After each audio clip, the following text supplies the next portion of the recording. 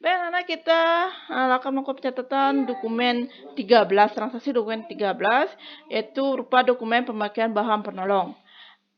Dokumen pemakaian penolong juga sama seperti dokumen pemakaian bahan baku. Itu akan kita catat di dalam, pertama kita catat dulu dalam jurnal pemakaian bahan.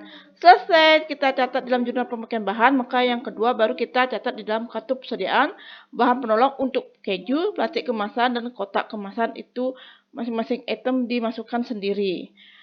Ibu jelaskan dulu di dalam jurnal pemakaian bahan.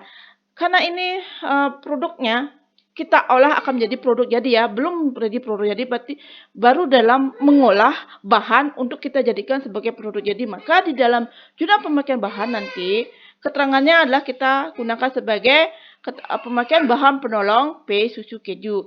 Kemudian nanti di debit karena kita mengolah bahan akan jadikan sebagai produk jadi, maka di debit adalah karena ini merupakan bahan penolong, maka masuk di debit lah masuk dalam kelompok biaya overhead pabrik. Berarti di debit kita catat sebagai biaya overhead pabrik sebanyak Rp8.400.000. Kemudian di kredit karena kita mengolah produk, berarti persediaan bahan penolongnya kita berkurang kan?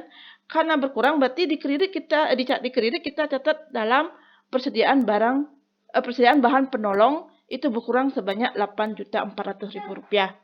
Baik, secara teknisnya kita langsung melakukan pencatatan biar lebih memahami. Kita langsung melakukan pencatatan ke dalam jurnal pemakaian bahan. Ini ya, isi tanggalnya yaitu di sini dokumen 13 tanggal 9 Januari. Ya.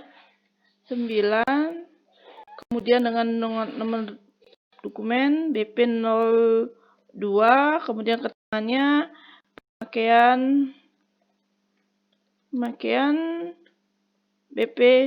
Nah, ini muncul P susu original ya. Kita ganti aja menjadi P susu keju.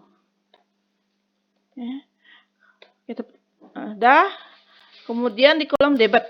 Seperti tadi kan karena kita akan mengolah bahan yang kita jadikan sebagai produk jadi, maka di debit adalah kita catat sebagai biaya overhead pabrik karena bukan bahan penolong, berarti masuk ke dalam kelompok biaya overhead pabrik itu sebanyak di sini 8.400.000.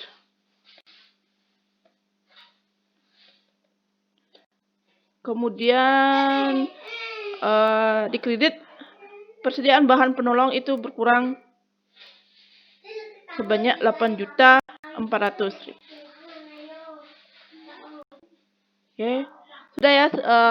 Mudahan kalian memahami dalam pencatatan dokumen pemakaian bahan sebenarnya sama bahan baku dan P susu keju sama penjelasannya seperti yang baru Ibu jelaskan, yaitu karena kita akan mengolah produk sebelum jadi produk jadi, berarti di debit kita karena ini merupakan bahan penolong maka masuk ke dalam kelompok biaya overhead pabrik. Di debit kita catat sebagai biaya overhead pabrik, kemudian di kredit itu persediaan bahan penolongnya berkurang karena kita mengolah bahan tersebut kita olah kita jadikan sebagai produk jadi, berarti bahan penolongnya tentu saja berkurang ya.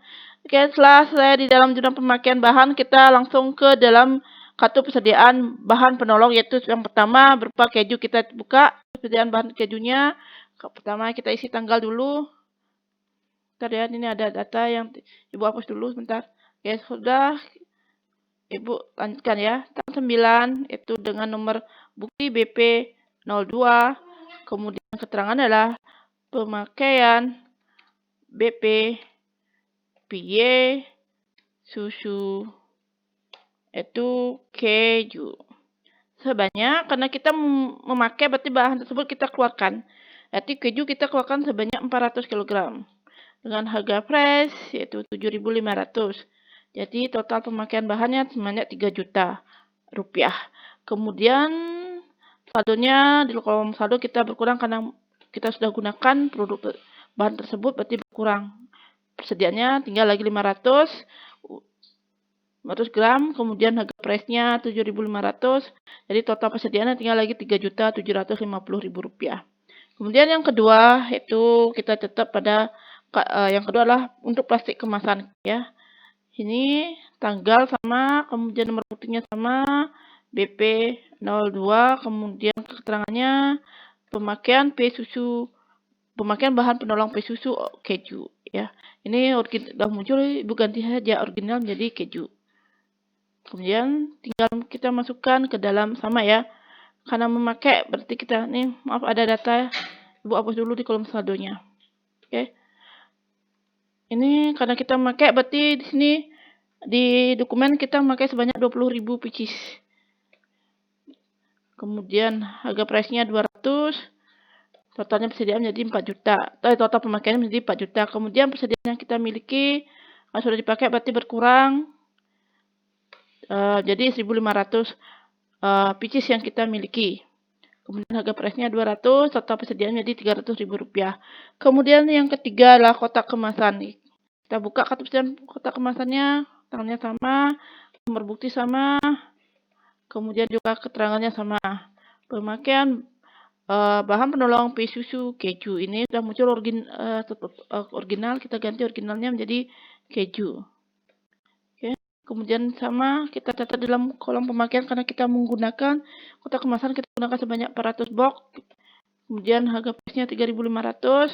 Dari total pemakaiannya sebanyak 1.400.000. Kemudian saldonya berkurang karena kita sudah gunakan untuk mengolah jadi produk jadi tinggal lagi 100 box. Kemudian harga price-nya tinggal 3.500. Harga price-nya sama 3.500 ya. Kemudian total persediaan yang kita miliki sebanyak Rp350.000. Oke, untuk dokumen pemakaian bahan penolong sudah selesai penjelasan dari jurnal pemakaian bahan ke kartu persediaan bahan penolong. Ya, mudah-mudahan kalian memahaminya sampai di sini tentang dokumen pemakaian bahan penolong.